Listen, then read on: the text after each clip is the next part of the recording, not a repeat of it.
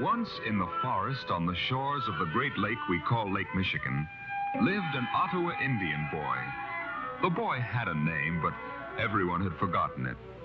They called him Lazy Bones, but they said it with a smile, for the boy wasn't really lazy. It was just that he was always watching, always wondering by himself.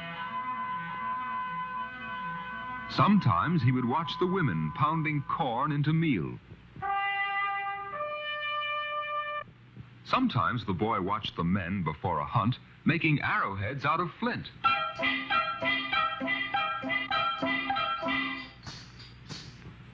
But the boy didn't help them. Instead, he went by himself, far into the woods, always quiet, always watching. He saw where the red squirrel hid its nuts. He saw where the deer drank and where the wolverine left his big paw marks.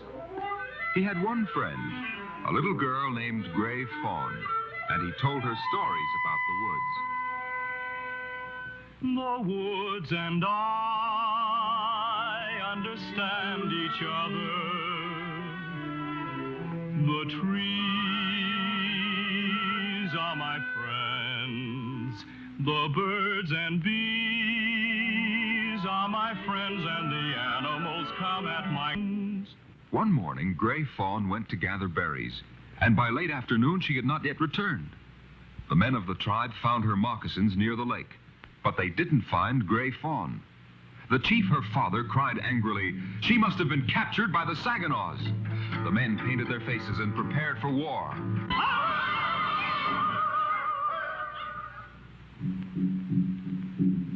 While the men prepared for war, the boy called Lazy Bones went to the shore where Gray Fawn's moccasins had been found.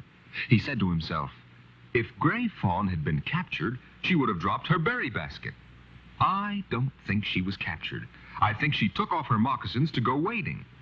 He looked along the shore until he found a footprint in the mud. He said, she came out here and couldn't find her moccasins. He sang, my woodland friends, tell me where is Gray Fawn? Which way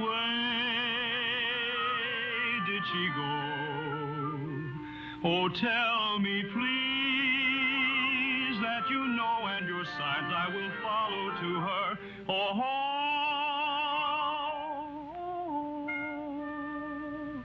Gray Fawn and I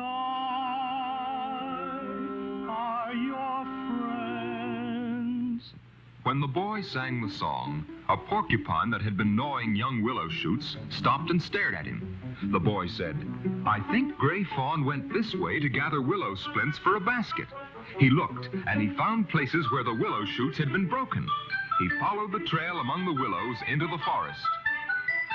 My woodland friends, tell me where is Gray Fawn? A squirrel ran down a tree trunk and stopped, his nose pointing. The boy looked and saw where Gray Fawn's bare feet had disturbed the leaves. Which way did she go? A rabbit jumped out of some bushes, and the boy looked and saw where Gray Fawn had pushed through. He thought, she knows she is lost and is too frightened to look where she's walking.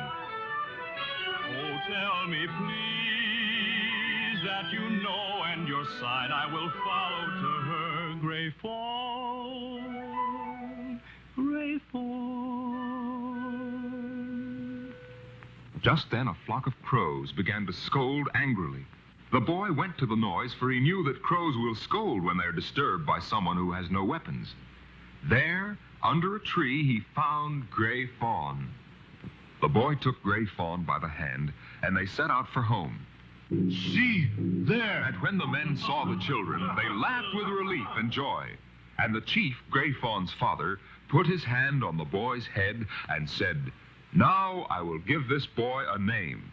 I will call him Little Hawk, for he has the sharpest eyes of all the Ottawas.